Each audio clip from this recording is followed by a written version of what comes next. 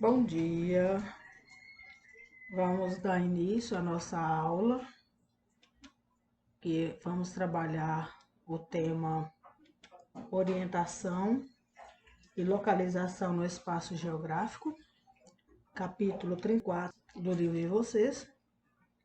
Aí diz que os homens, né, nos primórdios, eles começaram a criar mecanismo para se localizar e mover no espaço, né, para eles poderem fazer essa movimentação e eles tinham que ser orientados, né? Então, essa orientação, quando estamos orientando através de uma pessoa ou de um objeto, se for de uma pessoa, a gente fala: ei, fulano, essa coisa que está em cima de você, está do lado direito, está do seu lado esquerdo, está atrás de você, está em cima da sua cabeça, está próximo ao seu pé, né? Então, é uma orientação quando é a pessoa. Agora, quando é um objeto, né? Geralmente a gente fala assim: vai na casa de fulano, aí você vai, passa de frente da igreja, passa no fundo do mercado, passa ali perto da caixa, passa perto da prefeitura e vai dando dicas para que a pessoa possa chegar ao determinado lugar que ele quer, né? E hoje o homem ele já faz um tipo diferente de localização, de orientação, né? Que antigamente eles usavam o que? Os astros como meio de fazer a orientação da pessoa, né? Quais eram os astros que geralmente eles usavam? Era o Sol, a Lua, as estrelas, né? E hoje o homem já utiliza de GPS, né? Antigamente nas grandes embarcações eles usavam a bússola, né? Depois que eles começaram a ficar mais inteligentes, eles começaram a utilizar a bússola, né? Como é que é feita a orientação pelo Sol? A pessoa, ele vai descobrir aonde o Sol nasce, né, que é chamado de nascente, assim que surge o Sol, né, ao desaparecer, que é a noitinha, ele vai perceber aonde que o Sol se põe, então ele vai posicionar o braço direito para o lado onde o Sol nasce e o braço esquerdo, lógico, para onde o Sol se põe, né, que é chamado de oeste. Então, na frente da pessoa vai estar o norte, atrás da pessoa vai estar o sul, né? Então, a orientação feita pelo Sol é assim, né? Então, onde ele nasce é chamado de nascente, né? Ou oriente, leste, e onde ele se põe é chamado de oeste, ocidente ou poente, né? Então, foram estabelecidos na orientação pelo Sol, o norte, ou setentrional ou boreal, e o sul como meridional ou astral, né? Aí nós temos um rapazinho, né, fazendo a orientação pelo Sol, igual eu falei para vocês, braço direito, lado onde o Sol nasce, e braço esquerdo para onde o Sol se põe. Na sua frente está o norte e atrás dele está o sul. Então, vamos fazer aqui agora a leitura da Rosa dos Ventos, né? Que nós temos os pontos cardeais, que são norte, sul, leste, oeste. Temos também os colaterais, que é norte, nordeste, noroeste, sudeste e sudoeste. E temos os subcolaterais, né?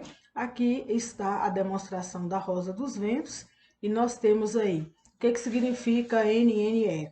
Norte, Noroeste, NNO, Norte, Noroeste, SSE, Sul, Sudeste, SSO, Sul, Sudoeste, LNE, Leste, Nordeste, Leste, Sudoeste, LSE, Oeste, Noroeste, ONO, e Oeste, Sudeste, OSO. Então, esses são os pontos, né, falado agora, cardeais, colaterais e subcolaterais. E nós temos a orientação pela bússola, né, que é um instrumento que o homem, né, utilizava na antiguidade, foi inventado pelos chineses e na ponta, dentro dessa bússola, né, tem uma agulha, ela é imantizada, sempre mostrando o eixo dela para o norte, né? É, temos aí também a fotografia do que é a bússola, né? Que faz a orientação. E temos também os instrumentos de orientação do tipo GPS, né? Radar, rádio, né? São feitos essa orientação para a pessoa que ele queira se deslocar de um lugar a outro, né? Como nós vimos, tanto a bússola, né? Ela era usada em aviões e embarcações. Hoje também o GPS ele é utilizado, né, em celulares, em carros, principalmente os aplicativos, né, que são aqueles carros que as pessoas chamam para que a gente dá o nome de Uber, né? Então eles usam esses aplicativos, principalmente o GPS, para fazer o mapeamento da onde a pessoa sai até o destino dele, né? Então aí eu mostrando para vocês em um celular e no carro, né?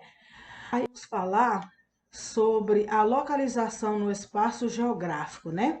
Para localizar lugares ou objetos com exatidão na superfície terrestre, a gente usa algumas linhas imaginárias. Ela não existe, mas a gente, né, sabe que ela tem ali, né, que foi feito um limite, né, entre um local e outro, no mapa do globo, né? Então essas linhas elas são chamadas de paralelos e meridianos, né?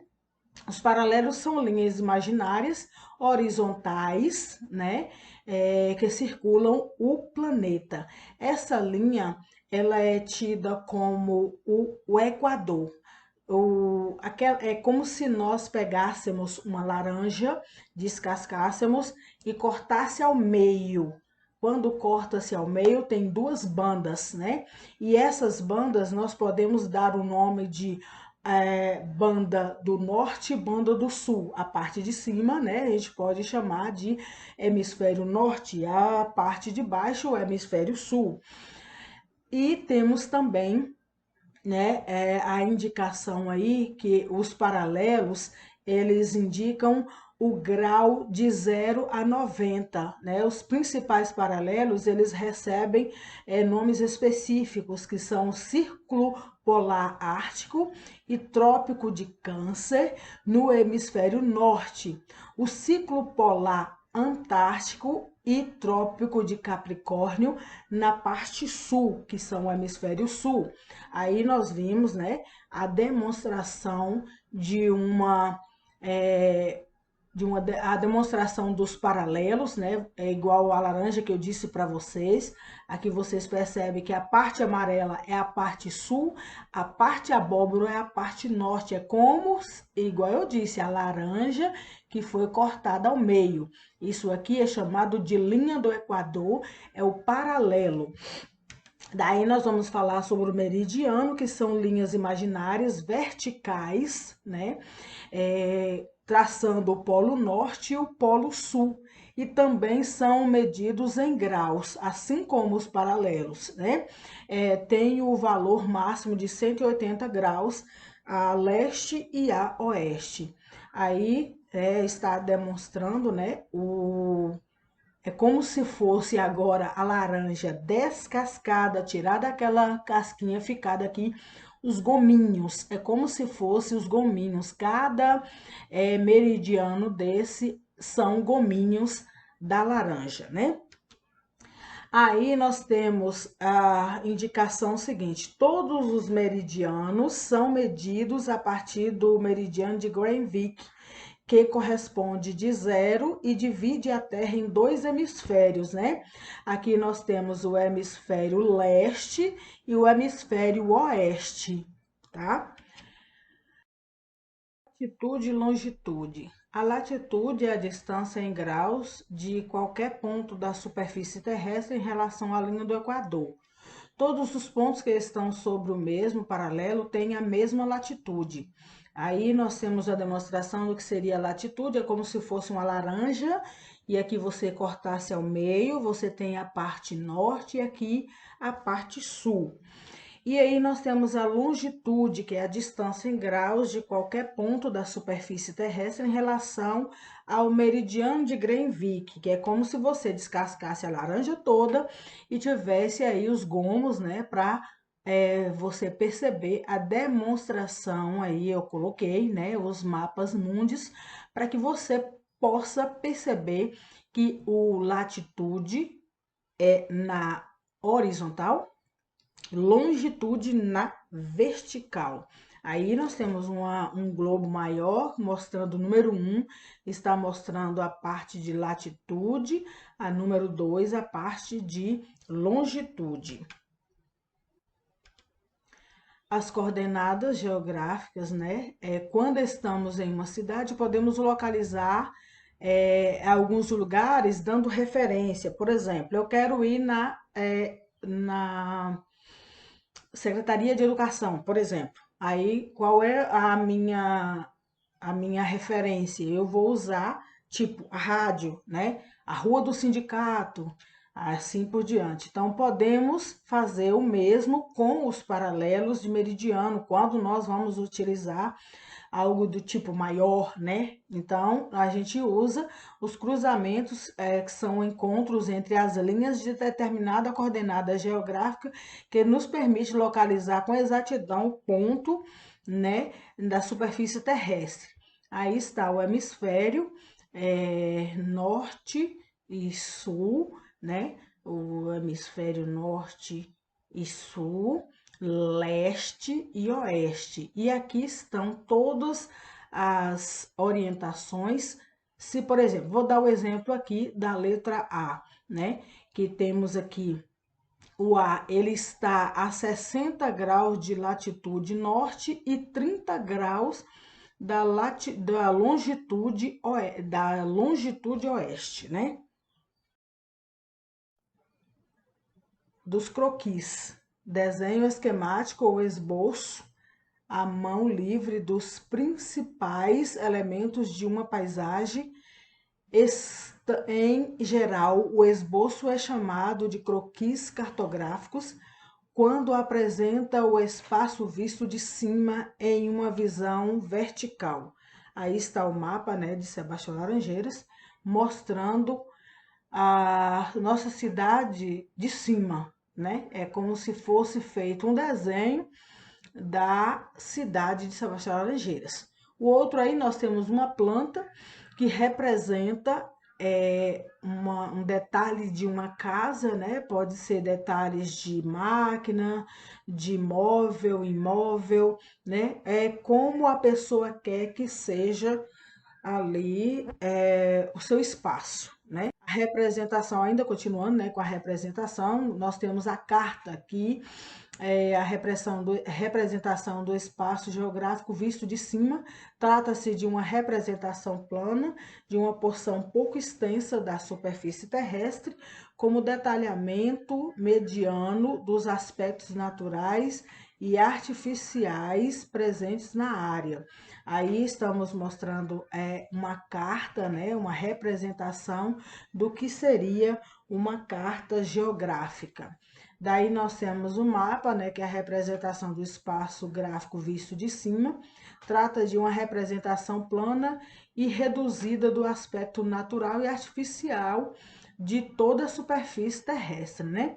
Então, o mapa, nós vamos perceber aí que a gente vê o mapa da Bahia dessa forma, mas se nós formos procurar entender na realidade, não é assim, né? O mapa, ele é uma coisa desenhada que tem aí os limites, vocês podem observar que estão enumerados de 1 até o número, ai menino, são vários números aí, né, que são colocados, eu não percebi assim Eu não contei, né, a quantidade, mas aí dá para nós percebermos que são vários os lugares. Então, esses limites que fazem de uma cidade para outra, eles são imaginários, eles às vezes pode existir o quê? Uma ponte, uma, uma casa, uma igreja, alguma coisa assim do tipo para fazer o limite de um município, né? Não existe uma linha, existe um objeto, alguma coisa que vai fazer com que haja essa separação, né? O bloco de diagrama, nós temos a representação em 3 dimensões, né? Comprimento, largura e altura, e é feito da superfície da Terra. Aí nós podemos perceber que tem a camada argilosa, né? Tem os lençóis freáticos, aspectos rochosos, que são rochas, né? Camada rochosa impermeável. Daí nós temos também uma outra representação do espaço, que é chamado de maquete, né? A maquete é um modelo em miniatura de alguma construção civil, de algum registro que você queira fazer na Terra, você quer mostrar como vai fazer, como ficará, né? Ali, uma simulação de como vai ficar aquele lugar que você está fazendo, se é uma prefeitura, se é uma igreja, se é um gramado de onde vai jogar bola. Então é feito maquetes que vai fazer a orientação, né, de uma demonstração de como ficará aquele local, né? E aí nós temos, por fim, a escala, que elas são 2 tipos de escala, né? Nós temos a escala numérica, né? E também a escala gráfica. O mapa ele vai ter uma escala. O que seria a escala? É uma metragem de como ficará o original, né? Por exemplo, eles usam, geralmente é o centímetro, né? A cada centímetro que é feito ali no mapa, no desenho, na realidade vai ser em centímetros, em metros ou em quilômetros, né? Se, por exemplo, tem ali, igual no caso aqui, nós temos no gráfico 100 centímetros, ele pode ser colocado de 0 a 100, 0, 100, 200 e 300, ou seja, são acrescidos, a cada centímetro é acrescido, né, a cada 1 centímetro, na realidade corresponde 100 centímetros, que equivale a 1 metro, né? Que a gente sabe que 1 metro tem 100 centímetros. Então, aqui nós podemos observar que quando ela é mostrada na numérica, é 1 por 100, né? Então, esse 1 por 100 quer dizer que que o mapa, a parte ali que foi desenhada em um papel, na realidade, ele vai ter a metragem, né? Tudo milimetricamente medido. Se num quarto você, por exemplo, tem ali uma medida de 4 centímetros, na realidade ele vai ter, né? Será 4 metros. Então, este foi o nosso conteúdo, né? É um conteúdo meio complicado de estar se aprendendo, mas com leitura e dedicação a gente consegue, né? Beijos a todos e tenha um bom dia.